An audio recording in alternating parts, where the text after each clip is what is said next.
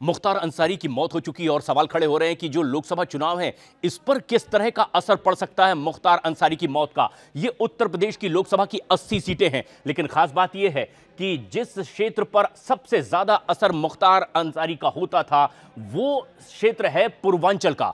और उत्तर प्रदेश के पूर्वांचल के क्षेत्र में 30 सीटें आती है लोकसभा की, 80 में से 30 सीटें। अगर 2019 के चुनाव की बात करें तो यहां पर एनडीए ने 30 में से 23 सीटें जीती थी, 6 सीटें बीएसपी के पास थी, यूपीए ने 1 सीट जीती थी। और आप देखिए किस तरह से नजारा दिखाई दिया था, नक्शा दिखाई दिया था पूर्वांचल का।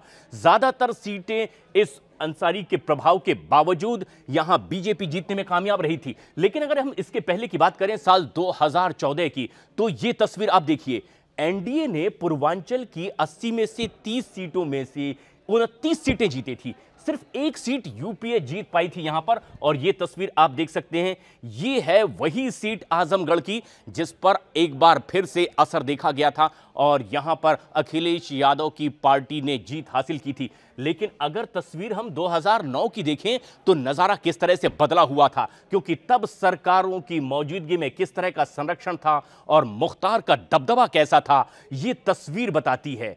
30 सीटें हैं पूर्वांचल में लोकसभा की 80 में से, और यूपीए के पास में 16 सीटें थी, बीएसपी 10 सीट जीती थी, एनडीए इन 30 में से 4 सीट जीत पाई थी। लोकसभा 2009 का यह चुनाव और यह तस्वीर आप देखिए, सिर्फ ऐसी कुल मिलाकर एनडीए के पास 4 ही सीटें आ पाई थी।